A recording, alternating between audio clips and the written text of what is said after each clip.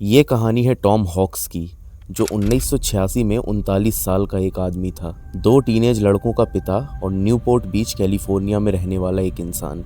Tom एक handsome मजबूत शरीर वाला इंसान था, जिसकी मूंछ उसकी शख्सियत को और गहरा करती थी। लेकिन उसकी ज़िंदगी में एक बड़ा बदलाव आया था। उसका अपने दोनों लड़कों की मां के साथ तलाक हो चुका था। एक दिन 1986 में टॉम अपने दोनों बेटों के साथ अपने मोहल्ले के एक इवेंट में जाता है। यहाँ एक ऐसा इवेंट था जहाँ लोग अपना बना हुआ लजीज खाना लाते थे और सब एक साथ हंसी मजाक और बातों में खोए रहते थे। वहाँ जब टॉम इधर उधर नजर दौड़ाता हुआ खड़ा था, तो उसकी आंखें एक ऐसी औरत पर थमी जो उसने पहले कभी नहीं देखी थी। वो इतनी सुंदर थी कि टॉम खुद को रोक नहीं पाया और उसको देखता रह गया। थोड़ी देर बाद उस औरत ने भी महसूस किया कि कोई उसे देख रहा है। उसने ऊपर देखा, एक हल्की सी मुस्कुराहट दी, शर्मा के नजरें झुका ली। टॉम एकदम शर्मिंदा हुआ, सोचा ये क्या, मैं तो पकड़ा गया। लेकिन टॉम में एक अलग ही हिम्मत थी। उसने फैसला किया कि वो उस औरत से मिलने जाएगा। अपने मजबूत कदम उठाते हुए वो उसके पास गया और अपना इंट्रोडक्शन दिया। वो औरत जो खुशी से चमक रही थी, उसने अपना नाम बताया, जैकी। 29 साल की सिंगल लड़की जैकी, जो कि अपने बातों से ही सबको लुभा लेती थी। बस उसी पल से दोनों के बीच में एक ऐसा रिश्ता बना कि दोनों एक दूसरे के लिए ही बने थे। देखते ही देखते दोनों को आपस में प्यार हो जाता है। कुछ साल बाद साल 1989 में टॉम और जैकी ने अपने 150 सबसे करीबी दोस्तों और परिवार के सामने शादी कर ली। शादी के बाद जैकी टॉम और उसके दोनों लड़कों के साथ रहने लगी। ये बात दिल को छू जाती है कि दोनों लड़कों की माँ अब भी थी, लेकिन जैकी इतनी प्यारी और डेडिकेटेड थी कि दोनों लड़कों ने उसको माँ कहना शुरू कर दिया था, क्योंकि जैकी ने दिल से उन दोनों को अपना बेटा मान लिया था। जब जैकी 22 साल की थी, उसका एक भयानक मोटरसाइकिल एक्सीडेंट हुआ था। इस हादसे ने उसके शरीर को अंदर से इतना नुकसान पहुंचाया कि वो कभी अपने बच्चे पैदा नहीं कर सकी, जो उसका एक बड़ा सपना था। इसलिए जब उसको टॉम के लड़कों को अपनाने का मौका मिला, उसने पूरे दिल से उनकी माँ बनने का फर्ज निभाया। वो एक ऐसी माँ बनी जो अपने बच्चों के लिए हमेशा खड़ी रहती थी। वक्त गुजरता गया और टॉमी और जैकी ने अपने दोनों लड़कों को बड़ा किया। फिर आया साल 2002, जब दोनों लड़के जवान हो गए और अपनी जिंदगी बनाने के लिए घर छोड़कर चले गए। ये पल टॉम और जैकी के लिए दिल तोड़ने वाला था। इतने सालों से उनकी जिंदगी उनके बच्चों के इर्द गिर्द ही थी और अब एकदम से घर सुनसान हो गया। लेकिन दोनों ने इस दिन के लिए पहले से तैयारी कर रखी थी। सालों से वो हर साल थोड़ी थोड़ी बचत कर रहे थे, ताकि जब ये वक्त आए वो अपना एक बड़ा सपना पूरा कर सकें, एक यॉट खरीदना और उस पर रहकर कैलिफोर्निया और मेक्सिको के समुद्री किनारों पर सफर करना। ये दोनों कोई अमीर लोग नहीं थे, लेकिन बचत करने में माहिर थे।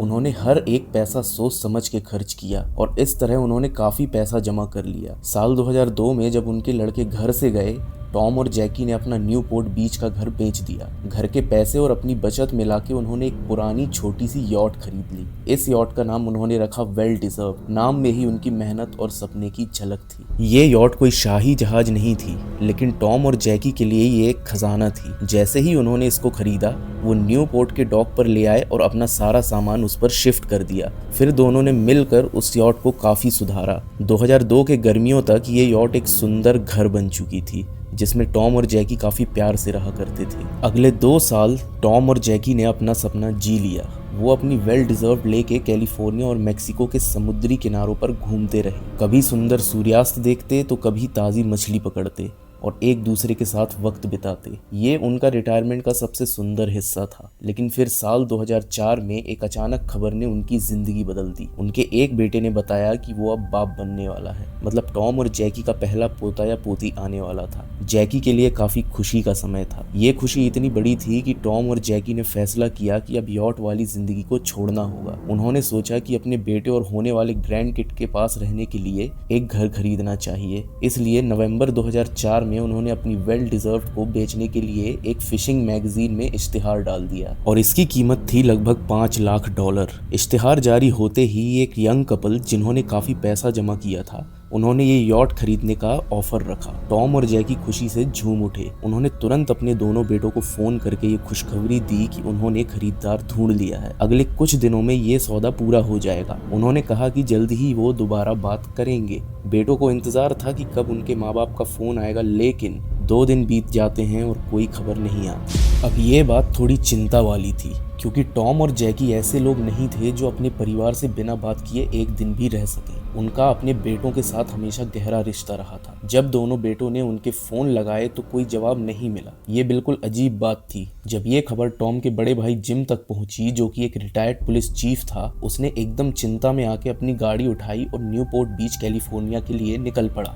उसे लगा कि शायद यॉट का सौदा अभी पूरा नहीं हुआ होगा और शायद टॉम और जैकी अभी भी उस यॉट पर होंगे। वो बस बेसिकली ये देखना चाहता था कि सब कुछ ठीक है या नहीं। जिम अपने एक दोस्त के साथ न्यूपोर्ट बीच पर पहुंचा और सीधे उस डॉक पर गया जहां यॉट बंधी थी। जब वो उस फ्लोटिंग सेक्शन पर पहुंचा जहां वेल डिजर्व्ड रखी थी, तो उसने देखा कि यॉट बिल्कुल खाली लग रही थी। कोई भी उस पर नजर नहीं आ रहा था। लेकिन जब जिम ने थोड़ी देर तक यॉट को गौर से देखा तो उसने कुछ अजीब सी बातें देखी। यॉट के साइड में कुछ रोप्स लटक रही थी जो हमेशा सफाई से बंधी होती थी। टॉम एक ऐसा इंसान था जो अपनी यॉट को हमेशा एकदम साफ सुथरा रखता था, हर चीज अपनी जगह पर एकदम परफेक्ट। वो कभी भी ऐसे रोप्स को लटकता नहीं छोड़ता था, खासकर जब वो यॉट पर नहीं होता। फिर जिम ने देखा कि कंट्रोल पैनल के ऊपर जो टॉप्स होते हैं वो भी हटाए गए थे, लेकिन वापस नहीं लगाए गए, और एक पार्थोल से कुछ गंदे टॉवल्स भी लटक रहे थे। ये सब देखकर जिम और उसके दोस्त को लगा कि शायद यॉट का सौदा हो चुका है, क्योंकि ये अव्यवस्था टॉम और जैकी का काम नहीं हो सकता। उन्होंने सोचा कि नए मालिक ही इस हालत के जिम्मेदार होंगे। जिम ने अपना बिजनेस कार्ड निकाला और उस पर एक नोट लिखा कि वो यॉट के नए मालिक से बात करना चाहते हैं, क्योंकि उनका भाई और भाभी जिन्होंने ये यॉट बेची थी अब लापता हैं। उन्होंने कार्ड पे अपना नंबर छोड़ा और कहा कि प्लीज उनको कॉल करें। जिम और उनका दोस्त वापस डॉक से निकलने लगे जब अचानक जिम का फोन बजा। फोन उठाया तो दूसरी तरफ एक 21 साल की लड़की थी जिसका नाम था जेनिफर डी लियोन। उसने कहा कि उसको जिम का बिजनेस कार्ड यॉट पर मिला, और हाँ, उसने और उसके पति ने यॉट टॉम और जैकी से खरीदी थी। लेकिन जेनिफर ने यह भी बताया कि उन्हें भी टॉम और जैकी से कांटेक्ट करने में दिक्कत हो रही थी। उसने कहा कि यॉट खरीदने के बाद उन्होंने देखा कि उसमें कुछ कंट्रोल्स हैं जिनको समझने में उन्हें मुश्किल हो रही है, और इसलिए उन्हें टॉम और जैकी से बात करनी थी। इसके अलावा जेनिफर ने यह भी बताया कि यॉट के कुछ ड्रॉवर्स में टॉम और जैकी का कुछ पर्सनल सामान छूट गया था जो वो वापस करना चाहती थी, लेकिन वो भी उन तक नहीं पहुंच पा रहे थे। जिम ने जेनिफर से पूछा, आपने या आपके पति ने टॉम और जैकी को आखिरी बार कब देखा? जेनिफर ने जवाब दिया, आखिरी बार तब देखा जब हमने यॉट का सौदा पूरा किया। हमने उन्हें पैसे दिए और हमने देखा कि वो पैसे लेके अपनी गाड़ी में बैठे और चले गए। जिम ने पूछा कि क्या उन्हें कोई आइडिया है कि वो कहाँ जा रहे थे? जेनिफर ने कहा, हमें ज्यादा पर्सनल बातें नहीं पता थी, बस थोड़ी सी बात में टॉम ने बताया था कि वो और जैकी मैक्सिको में एरिजोना के बॉर्डर के पास एक घर खरीदना चाहते हैं, क्योंकि उनका एक बेटा एरिजोना में रहता है और वो जल्द ही बनने वाला है। वो अपने होने वाले पोते या पोती के पास रहना चाहते थे। जिम ने जेनिफर का शुक्रिया अदा किया और कहा, अगर आपको टॉम या जैकी का कोई पता चले तो प्लीज मुझे बताएं। जेनिफर ने भी कहा कि आपको भी अगर उनकी कोई इन्फॉर्मेशन मिले तो मुझे ज़रूर बताएं, क्योंकि मुझे भी उनसे बात करनी है। इसके बाद दोनों ने फ़ोन रखा, लेकिन जिम के दिल में एक अजीब सी बेचैनी थी। उसे कुछ गलत लगने लगा। फिर जिम को याद आया कि टॉम और जैकी ने एक औरत को हायर किया था जिसका नाम था पैट्रिशिया। ये औरत उनकी दोस्त भी थी और पिछले कुछ सालों से उनके फाइनेंसेस भी संभाल रही थी, क्योंकि यॉट पर रहने के दौरान इंटरनेट का भरोसा नहीं रहता था। इसलिए टॉम और जैकी ने पैट्रिशिया को अपने बिल्स और टैक्सेस का ध्यान रखने के लिए रखा था। जिम ने तुरंत पैट्रिशिया को फोन किया और पूछा, क्या तुमने रिसेंटली टॉम या जैकी से बात की है? पैट्रिशिया ने कहा, नहीं, मुझे कोई खबर नहीं है। जिम ने उसको सारी बातें बताई और पूछा, क्या टॉम या जैकी ने रिसेंटली आपसे किसी अकाउंट में बड़ी रकम जमा की है, क्योंकि कुछ दिन पहले उन्हें यॉट के पैसे लगभग $5 लाख मिलने चाहिए थे। पैट्रिशिया ने अकाउंट्स चेक किया और कहा, नहीं, कोई भी बड़ी रकम जमा नहीं हुई है। ये सुन के जिम और पैट्रिशिया दोनों हैरान रह गए। वो समझ नहीं पा रहे थे कि इतनी बड़ी रकम कहाँ गई। दोनों ने फोन पर बात की, लेकिन कोई वजह नहीं सोच पाए कि टॉम और जैकी इतने पैसे क्यों नहीं जमा करेंगे।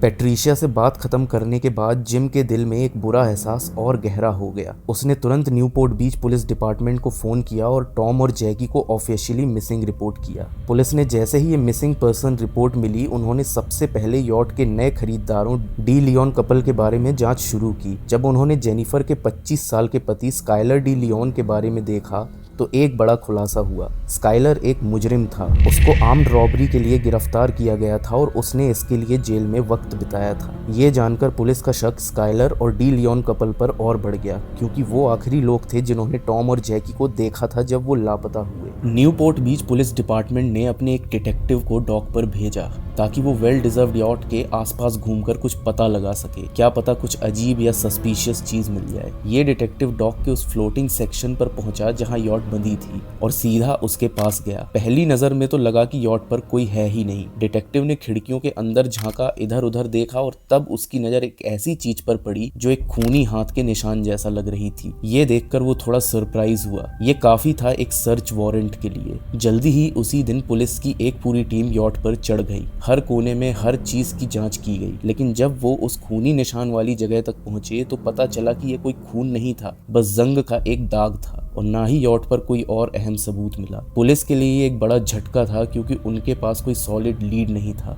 फ्रस्ट्रेशन में उन्होंने स्काइलर डी लियोन से कांटेक्ट किया और कहा तुम्हें पुलिस स्टेशन आना होगा और टॉम और जैकी के साथ अपनी आखिरी मुलाकात के बारे में पूरी डिटेल बतानी होगी। स्काइलर पुलिस स्टेशन आया और एकदम पुलिस को सपोर्ट करने लगा। उसने बताया कि उसने फिशिंग मैगजीन में यॉट का इश्तिहार देखा, टॉम हॉक्स से बात की और उसने कहा कि वो इसको खरीदना चाहता है। दोनों मिले और एक सी ट्रायल के लिए गए। मतलब जैसे कार की टेस्ट ड्राइव होती है वैसे ही बोट का सी ट्रायल। इस सी ट्रायल के दौरान स्काइलर ने टॉम को कहा कि उसको ये यॉट पसंद है और वो इसको खरीदना चाहता है। फिर 15 नवंबर को स्काइलर अपनी प्रेग्नेंट बीवी जेनिफर और अपनी छोटी बेटी और एक नोटरी और एक दोस्त जो एक गवाह के रूप में था के साथ डॉक के पार्किंग लॉट में पहुंचा। वहां टॉम और जैकी भी आए हुए थे। स्काइलर और जेनिफर ने टॉम को एक सूटकेस भर के पैसे दिए और टॉम और जैकी ने नोटरी के साथ सारे डॉक्यूमेंट साइन किए, जिससे यॉट अब डी लियोन कपल के नाम हो चुकी थी। इसके बाद टॉम और जैकी ने अपना वो सूटकेस लेके अपनी एसयूवी में बैठे और चले गए शायद मैक्सिको के लिए। जब पुलिस ने स्काइलर से पूछा कि इतनी महंगी यॉट खरीदने के लिए उसके पास पैसे कहां से आए, तो स्काइलर ने पहले कहा कि 1990 में वो एक चाइल्ड एक्टर था। उसने पावर रेंजर्स जैसे पॉपुलर टीवी शो में एक एक्स्ट्रा का काम किया था और उससे काफ़ी पैसे मिले थे जिसे उसने बचा कर रखा था। लेकिन बात करते करते स्काइलर एकदम से रुक गया और बोला, देखिए ये सच नहीं है, असल में ये पैसा मैंने चुराया था। उसने खुलासा किया कि वो आर्म्ड रॉबरी जिसके लिए उसको जेल हुई थी वो एक ड्रग लॉर्ड से पैसा चुराना था। जेल जाने से पहले उसने चुराए हुए पैसे छुपा दिए थे। जेल से छूटने के बाद उसने वापस अपना छुपाया हुआ पैसा निकाला। ये पैसे ब्लैक मनी थे और इसके लिए उसे इन्हें साफ करना था, इसलिए उसने ये यॉट कैश में खरीदी ताकि वो इस ब्लैक मनी को एक यॉट में बदल सके और फिर यॉट बेचकर मनी को क्लीन कर सके। पुलिस ये सुन के दंग रह गई। स्काइलर ने खुद को एक मनी लॉन्ड्रिंग स्कीम में फंसा लिया था, लेकिन पुलिस ने उसको कहा तुम इतने सच्चे जवाब दे रहे हो इसलिए हम तुम पर मनी लॉन्ड्रिंग का केस नहीं करेंगे, और उन्होंने स्काइलर को जाने दिया। इसके बाद पुलिस ने स्काइलर की बीवी जेनिफर, उस नोटरी और उस दोस्त जो सौदे के वक्त गवाह था से भी बात की। सब ने वही कहानी बताई। टॉम और जैकी ने पैसे लिए, डॉक्यूमेंट साइन किए, एसयूवी में बैठे और चले गए। बस एक छोटी सी बात अलग थी। स्काइलर ने कहा कि टॉम थोड़ा नर्वस और पैरानॉइड लगा था इतने पैसे लेके, जबकि नोटरी ने कहा कि टॉम और जैकी बिल्कुल नॉर्मल थे। इन सारे इंटरव्यूज के बाद पुलिस को लगा कि वो एक डेड एंड पर पहुंच गए हैं। उन्हें समझ नहीं आ रहा था कि आगे क्या करें, इसलिए उन्होंने मीडिया की मदद ली और एक बुलेटिन जारी किया जिसमें टॉम और जैकी की तस्वीरें और उनकी एसयूवी की तस्वीर थी, और लोगों से कहा गया कि अगर उन्होंने इन्हें देखा हो तो संपर्क करें। और यकीनन ये बुलेटिन टीवी पर जाने के कुछ दिनों बाद मेक्सिको में एक ओल्ड कपल ने पुलिस को फोन किया और कहा कि हॉक्स की एसयूवी अभी मेरे घर के सामने सड़क पर खड़ी है। मैक्सिकन और अमेरिकन अथॉरिटीज तुरंत उस जगह पर पहुंचे जहां एसयूवी खड़ी थी। वो सोच रहे थे कि शायद टॉम और जैकी घर के अंदर होंगे या कोई एक ऐसा इंसान होगा जो उन्हें जानता हो, लेकिन जब उन्होंने दरवाजा खटखटाया तो एक ऐसा आदमी बाहर आया जिसे कोई नहीं जानता था। वो मेक्सिको में रहता था और एकदम कंफ्यूज लग रहा था। पुलिस ने उससे पूछा ये एसयूवी किसकी है? उसने कहा ये मेरे दोस्त की गाड़ी है। पुलिस ने पूछा क्या ये टॉम या जैकी हॉक्स की है? वो बोला नहीं, ये गाड़ी स्काइलर डी लियोन की है। ये वो पल था जब पुलिस को समझ आया कि स्काइलर झूठ बोल रहा था। उसने कहा था कि उसने टॉम और जैकी को आखिरी बार तब देखा था जब वो अपनी एसयूवी में पैसे लेके चले गए, लेकिन अब ये एसयूवी मेक्सिको में स्काइलर के दोस्त के पास कैसे पहुंची? पुलिस को अब स्काइलर पर पूरा शक हो गया। उन्होंने स्काइलर के मनी लॉन्ड्रिंग कन्फेशन का इस्तेमाल किया, उसको गिरफ्तार किया और उसके घर की तलाशी ली। स्काइलर और जेनिफर के घर में पुलिस को टॉम और जैकी का कुछ सामान मिला, जैसे लैपटॉप्स और वीडियो कैमरास। वो चीज़ें जो टॉम और जैकी कभी भी यॉट पर नहीं छोड़ते थे। लेकिन ये सबूत होने के बावजूद स्काइलर अपनी बेगुनाही पर अड़ा रहा। उसने कहा कि ये सब एक बड़ी गलतफहमी है। उसके साथ उसकी बीवी जेनिफर भी यही बोल रही थी। वो टीवी के टॉक शोज पर जाके कह रही थी कि स्काइलर ने कुछ नहीं किया और वो भी टॉम और जैकी के लापता होने से उतने ही परेशान हैं जितने बाकी लोग। लेकिन पुलिस इनकी बातों पर यकीन नहीं कर रही थी। उन्हें यकीन था कि स्काइलर कुछ छुपा रहा है। जब स्काइलर से पूछताछ में कोई खास बात नहीं निकली, क्योंकि वो बार बार यही कह रहा था कि उसका कोई हाथ नहीं है, पुलिस ने फैसला किया कि वो नोटरी और उस दोस्त जो सौदे के वक्त गवाह था, उन दोनों को दोबारा बुलाकर बात करेंगे। पहले उन्होंने नोटरी कैथलीन हैरिस को बुलाया। कैथलीन एक ऐसी औरत थी जिसका कभी किसी जुर्म से कोई लेना देना नहीं था। वो काफी समय से एक सफल नोटरी थी। जब वो पुलिस स्टेशन आई, उसने वही पुरानी कहानी दोहराई। टॉम और जैकी आए, उन्होंने डॉक्यूमेंट साइन किए, पैसे लिए और एसयूवी में चले गए। लेकिन जब पुलिस ने उस पर सख्त सवाल किए तो कैथरीन टूट गई। उसने कहा, मैं सच बोल रही हूँ, मैंने टॉम और जैकी को अपनी जिंदगी में कभी नहीं देखा। स्काइलर डी लियोन ने मुझे पहले से पैसे दिए थे ताकि मैं उन डॉक्यूमेंट्स को बैकडेट कर दूं जो पहले से साइन हो चुके हैं। मुझे नहीं पता था कि टॉम और जैकी के साथ क्या हुआ। इसके बाद पुलिस उस दोस्त एलोन्जो मैनसन के पास गई जो सौदे के वक्त गवाह था। पहले तो एलोन्जो ने भी वही कहानी दोहराई, पैसे लिए, एसयूवी में बैठे, चले गए। लेकिन जब पुलिस ने उसको रोका और कहा, हमें पता है कि नोटरी झूठ बोल रही थी और तुम भी झूठ बोल रहे हो, एलोन्जो एकदम चुप हो गया। वो कुछ बोलना नहीं चाहता था, लेकिन पुलिस को इस केस में आगे बढ़ने के लिए कुछ चाहिए था। उन्होंने एलोन्जो से कहा, अगर तुम हमें सब कुछ सच सच बता दो तो हम तुम्हारी सजा काफी कम करा सकते हैं। एलोन्जो ने सोचा और कहा, ठीक है, मैं सब बताऊंगा। एलोन्जो एक जवान लड़का था, उम्र में 20s के स्टार्टिंग में। वो एक जेलर था और उसकी मुलाकात स्काइलर से तब हुई थी जब स्काइलर भी जेल में था। एलोन्जो ने पुलिस को बताया कि जब स्काइलर आर्म्ड रॉबरी के लिए जेल से छूटा तो दोनों किसी तरह दोस्त बन गए। वो काफी वक्त साथ बिताते थे। फिर नवंबर 2004 में स्काइलर ने एलोन्जो को एक तरफ ले जाकर एक हैरान कर देने वाली बात बताई। उसने कहा कि वो एक इंटरनेशनल असैसिन है। लोग उसको बुरा काम करने वाले लोगों को खत्म करने के लिए पैसे देते हैं। स्काइलर ने कहा, मैं सिर्फ बुरा काम करने वाले लोगों को ही निशाना बनाता हूँ। उसने एलोन्जो से कहा, मेरे पास भी एक नया कॉन्ट्रैक्ट है, टॉम और जैकी हॉक्स, जो दो बहुत बुरे लोग हैं, लेकिन मुझे इस काम में मदद चाहिए और अगर तुम मेरी हेल्प करोगे तो मैं तुम्हें $1 मिलियन दूंगा। एलोन्जो जो थोड़ी देर सोचता है और कहता है, ठीक है, मैं तुम्हारी मदद करूंगा। इस तरह 15 नवंबर को स्काइलर, एलोन्जो और एक और तीसरा आदमी जिसे स्काइलर ने इस काम के लिए चुना था, डॉक के पार्किंग लॉट में पहुंचे। ये तीसरा आदमी था जॉन कैनेडी, जो कि काफी लंबा और स्ट्रॉन्ग था, जो सदर्न कैलिफोर्निया के गैंग का पुराना सदस्य भी था। ये तीनों वहां यॉट का सौदा पूरा करने के लिए नहीं आए थे, वो तो सौदा करने के करीब भी नहीं थे। वो वहां थे टॉम और जैकी के साथ एक सी ट्रायल के लिए, मतलब बोट का एक टेस्ट ड्राइव।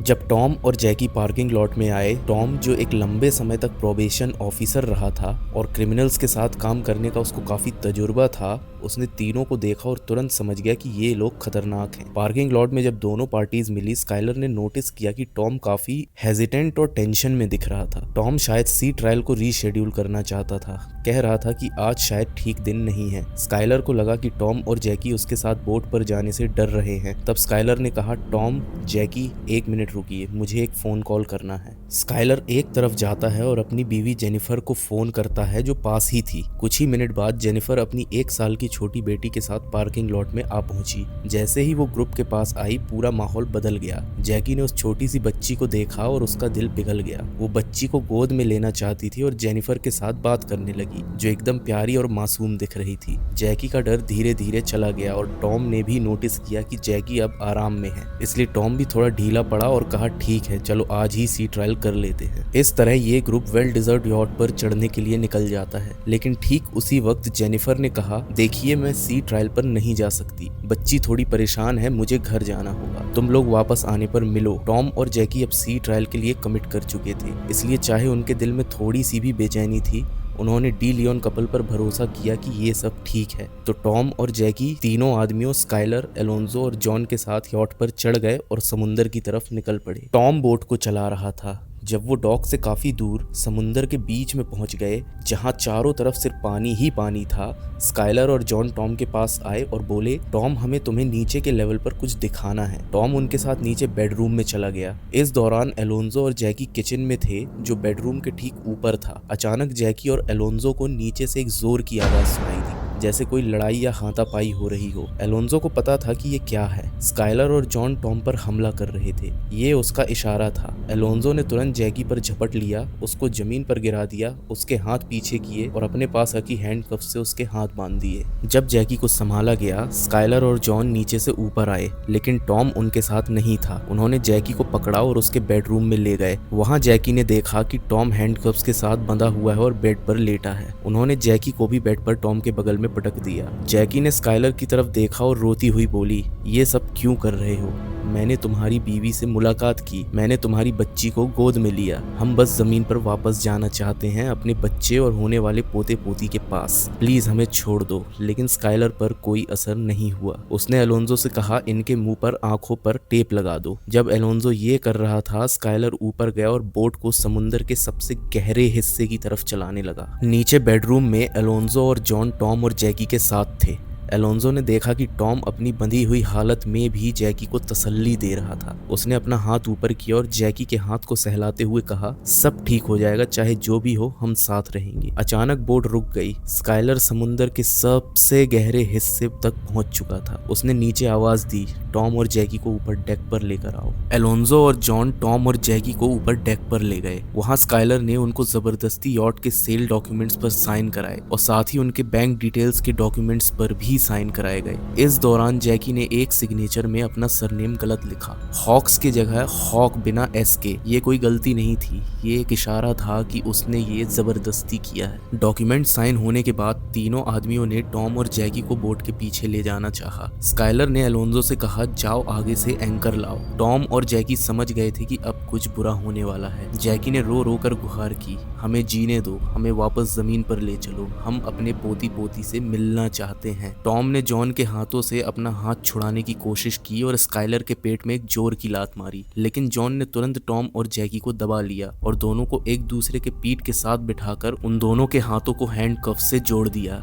एलोन्जो वापस एक भारी एंकर खींचता हुआ आया। स्काइलर ने एंकर की लंबी जंजीर का एक सिरा, जो एंकर से दूर था, उठाया और उसको टॉम और जैकी की हैंडकफ से जोड़ दिया। जब उसने ये कंफर्म कर लिया कि जंजीर मजबूती से बंधी है, स्काइलर ने एंकर उठाया और बड़े जोर से उसको बोट के बाहर फेंक दिया। जैसे ही एंकर पानी में गिरा, टॉम और जैकी के कानों में सिर्फ जंजीर के खिंचने की आवाज आई, जो तेजी से बोट के वुडन रेलिंग के ऊपर से खींची जा रही थी। जब जंजीर एकदम टाइट हुई, उसने टॉम और जैकी को बोट के किनारे की तरफ खींच लिया। एलोन्जो ने बताया कि जैकी का सर बोट के किनारे से इतनी जोर से टकराया कि एक जोर का क्रैक सुनाई दिया। स्काइलर, एलोन्जो और जॉन बस खड़े रहे जब टॉम और जैकी उस भारी एंकर के वजन के खिलाफ लड़ने की कोशिश कर रहे थे। टॉम ने अपनी बीवी को बचाने के लिए हर चीज पकड़ने की कोशिश की, लेकिन एंकर का वजन और बोट की मूवमेंट के सामने वो हार गए। धीरे धीरे टॉम और जैकी बोट के किनारे से खिंचकर पानी में गिर गए। जब वो पानी में गिरे, वो दोनों पूरी तरह से होश में थे, जिंदा, और 3500 फुट गहरे समुंदर में तेजी से डूबते जा रहे थे। एलोन्जो ने पुलिस को बताया कि जैसे ही टॉम और जैकी पानी के नीचे गायब हुए,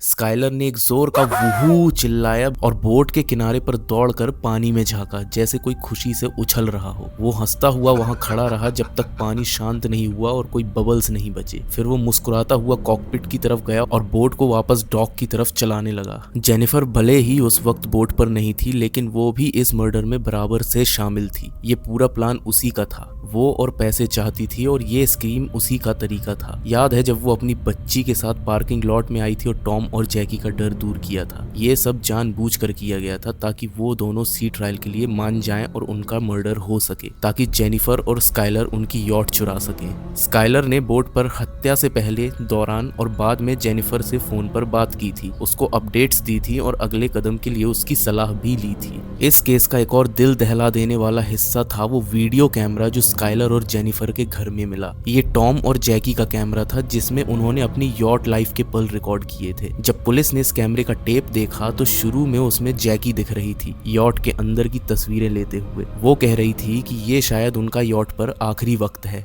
लेकिन वो खुश हैं क्योंकि उन्होंने एक ऐसे खरीदार ढूंढ लिए हैं जो इसका अच्छा ख्याल रखेंगे। वो अपने होने वाले पोते पोती के बारे में भी खुशी से बात कर रही थी, लेकिन अचानक ये फुटेज कट गया और अगला सीन था स्काइलर और जेनिफर का, उसी साल के थैंक्स गिविंग डिनर का, जहां वो अपनी बेटी के साथ खेल रहे थे एकदम खुशी में। सोचो बस कुछ दिन पहले उन्होंने टॉम और जैकी का मर्डर किया था और फिर उनके कैमरे का इस्तेमाल अपनी जिंदगी के पल रिकॉर्ड करने के लिए किया, जैसे कुछ हुआ ही नहीं। जेनिफर और स्काइलर को बिल्कुल भी कोई परवाह नहीं थी। आखिरकार एलोन्जो को आखिर में 20 साल की जेल हुई। उसकी सजा इसलिए कम थी क्योंकि उसने पुलिस को सब कुछ सच सच बताया और सजा में छूट का वादा था। जेनिफर को उम्र कैद की सजा मिली बिना पैरोल के और स्काइलर और जॉन कैनेडी को मौत की सजा सुनाई गई।